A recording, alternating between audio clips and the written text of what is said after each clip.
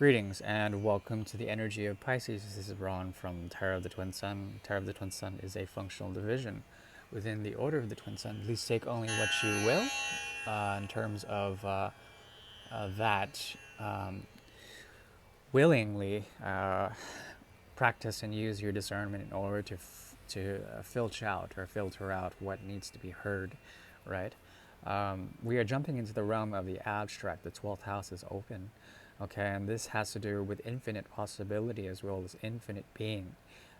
This also has to do with dissolution of the self through everything, and as well, there's a possibility of complete and utter release of all expectation, which can be a good thing at the same time. There's a need to be grounded in some respect with this type of heavenly responsibility. This is Ron from Tarot of the Twin Sun. Tarot of the Twin Sun is a functional division within the Order of the Twin Sun. Please take only what you will. And I thank you for your support of the channel in whatever form that takes.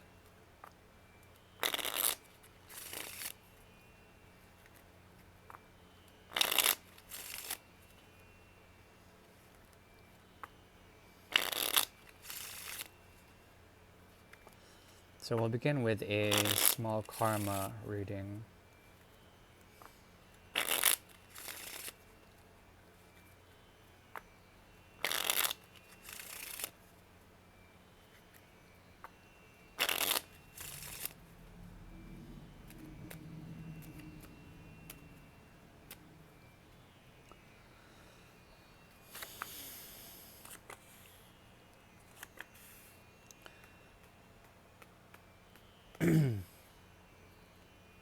There is a way of looking to the past with a sense of justice in mind, fair play, as well as the high and elevated mind. On the same token, the flip side of that, there is a way of looking into the future that can be very cold because of a need to activate or think or be creative or procreative with the past in terms of ideas and concepts, in terms of judgments or truths that need to be understood through the past. Okay, so there's a need to balance this out and essentially find a way, at least through the 12th house as well as the energy of Pisces, to find a way to look into or be in the present that is based on a great deal of rumination. Higher intelligence, okay, is needed. Cold, detached, but also balanced approaches to communication is needed. And I would reckon this comes best in silence and action. If you were to work hard on something, eventually something would emerge, okay, whatever that may be. Depends on the quality and the discipline, the method and the methodology that one would take in such an objective, okay? The idea here is to be objective with truths as well as objective with ways, and a way to be self-aware of looking into the past from a truthful perspective as well as looking to the future in the same lens through the idea of truth, okay? With all this, a lot of cold detachment may emerge, and there's a need to find a center point, okay? And this detachment can be channeled through an element of grounding, okay? For the energy of Pisces, and what is activated through the 12th house is an element of Saturn. Also, the need to be active in terms of Earth is through Mercury. So limitation and discipline is very much needed now, but also an activation of the mind, okay? And focus is very much needed. Perhaps it's something that you're working on in the past. Excuse me. There was something that was filled with tension, and perhaps you've let that go. There is no longer a need to deal with nonsense, okay? And therefore, putting your axe to the grindstone would essentially, help you swing things in a positive direction, in a more creative or perhaps productive direction. And if this has to do with Venus in exaltation in the energy of Pisces, There is a great possibility of camaraderie as well as friendship as well as love knocking on the doorstep. Okay? Now, let's move to the Great Mirror. This is once again for the energy of Pisces. The 12th house is open. Pardon.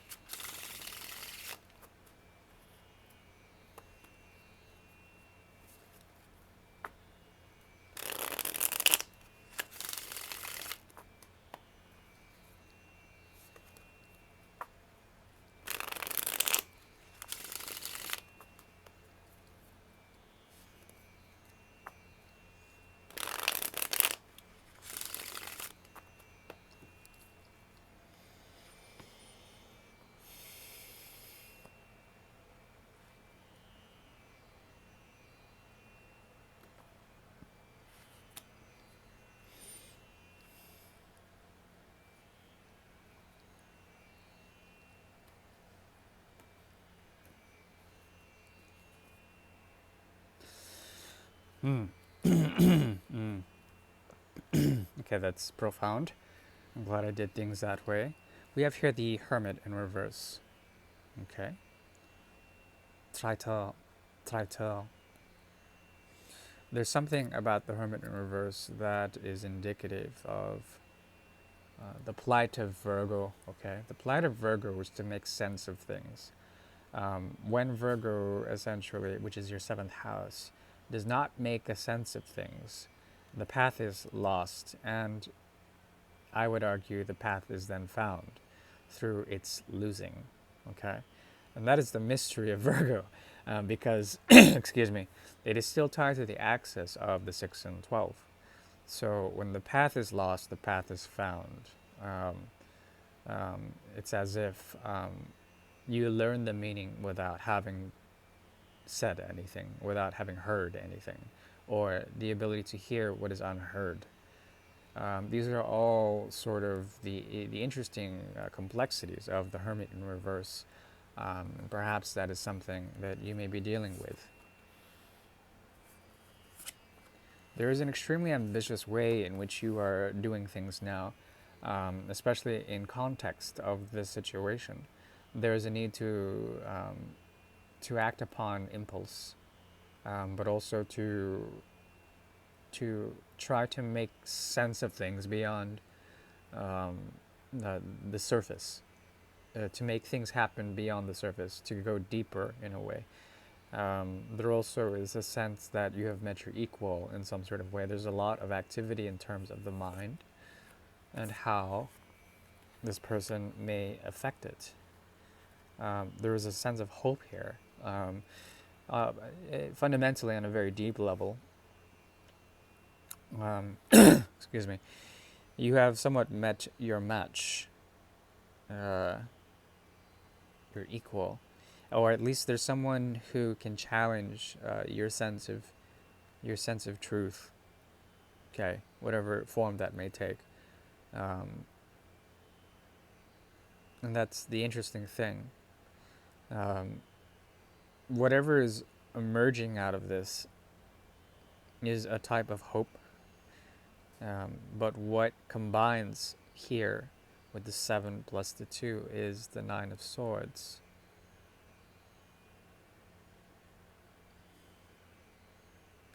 The 9 of Swords.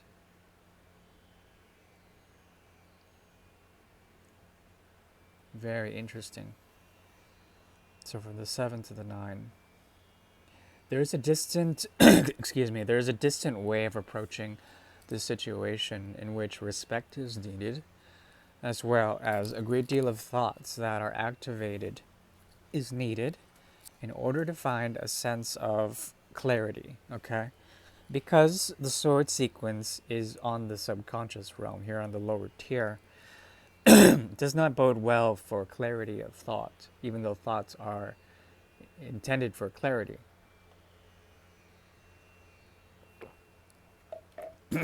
This goes back to the idea of the Hermit in reverse. Now, with the Hermit in reverse, once again, there's something about the abstract that Virgo is not happy with. The Hermit is not happy with, even though naturally he is hermeneutical. He takes the written word, what can be said. He reads from the book of knowledge, yet perhaps the book of knowledge is written in abstraction, and that is not good for the Hermit because he's trying to make sense of it.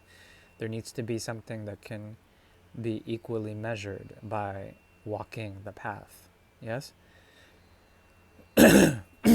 What is emerging out of this are ways of doing things with another that is new, that becomes new. There's something of a new chapter that bodes within this connection that has to do with the realm of the ecclesiastic. One of you is trying to convert the other into a way of thinking, and perhaps this is something that you are constantly meant to do. There's a lot of psychic activity in the realm of the soul, in the realm of the unconscious here that is activated, and it can be very conditional in terms of the way this is used. There's a certain set of rules or a certain set of prohibitions that the King of Cups sets in place. Okay, now with this, excuse me, there is a possibility of